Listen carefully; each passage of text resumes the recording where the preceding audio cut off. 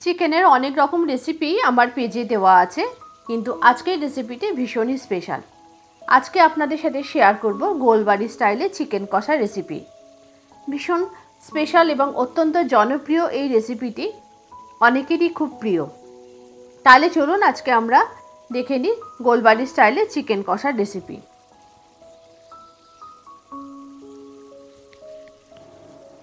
এই রান্নার জন্য নিয়েছি দুটো বড় সাইজের পেঁয়াজ কুচি করে, নিয়েছি 4 টুকরো পেঁপে গ্রেট করে, একটু আদা রসুন লঙ্কা পেস্ট, প্রায় 4 টেবিল স্পুন মতো টক দই, আর নিয়েছি দারচিনি আর একটা বড় এলাচ।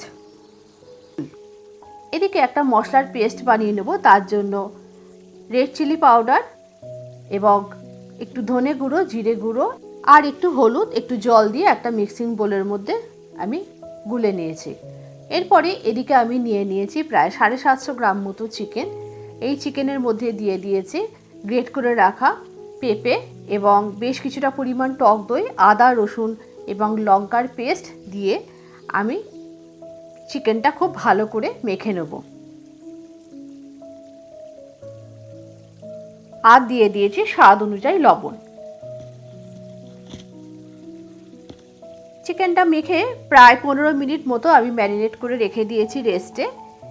এরপরে আমি একটা ফ্রাই প্যান নিয়েছি। ফ্রাই প্যানে বেশ কিছুটা পরিমাণ তেল দিয়ে দিয়েছি এবং কুচিয়ে রাখা পেঁয়াজগুলোকে খুব ভালো করে ভেজে নিয়েছি। ভেজে একটা মিক্সি জারের মধ্যে নিয়েছি এবং এই পেঁয়াজটার আমি একটা মিহি পেস্ট বানিয়ে নিয়েছি। সমস্ত মশলাগুলো এইভাবে আমি রেডি করে নিয়েছি। আর এদিকে করে নিয়েছি বেশ কিছুটা পরিমাণ চায়ের লিকার। তার জন্য আমি এখানে চা পাতা ফুটিয়ে লিকার বার করে নিয়েছে চায়ের। পেঁয়াজ বাটাটাও আমার রেডি হয়ে গেছে। এরপরে রান্নায় চলে যাব। কড়াইতে দিয়ে দিয়েছি বেশ কিছুটা পরিমাণ সর্ষের তেল। তেলটা ভালো করে গরম হয়ে গেলে এর মধ্যে দিয়ে দিয়েছি দুটো তেজপাতা এবং 3টে শুকনো লঙ্কা ফোড়ন। আর দিয়ে দিয়েছে একটা বড় এলাচ। বড় এলাচ দেওয়াতে এই মাংসের রঙটা একটু কালচে হবে। আর দিয়ে দিয়েছে ম্যারিনেট করে রাখা চিকেনটা।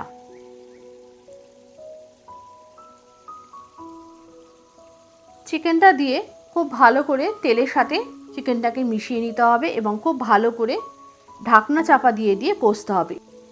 এই সময় এর মধ্যে দিয়ে দিয়েছে ভেজে রাখা পেঁয়াজের পেস্টটা দিয়ে খুব ভালো করে চিকেনের সাথে মিশিয়ে নিয়েছে এবং ঢাকনা চাপা দিয়ে কিন্তু চিকেনটাকে কষতে হবে। বেশ কিছুক্ষণ পর আমি এর মধ্যে দিয়ে দিয়েছি যে মশলাটা গুলে রেখেছিলাম সেই মশলাটা।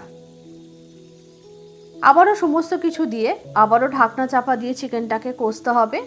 এই সময় এর মধ্যে দিয়ে দিয়েছি চায়ের লিকারটা।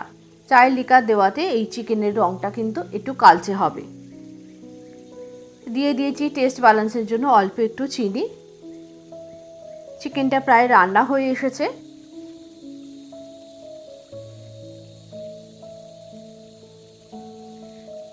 রান্না করা চিকেনটা আমি একটা সার্ভিং প্লেটের মধ্যে সার্ভ করে নিচ্ছি।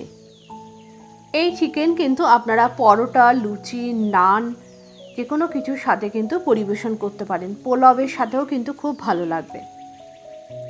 আর এই চিকেনে কিন্তু ধনেপাতা দেওয়ার কোনো প্রয়োজন নেই।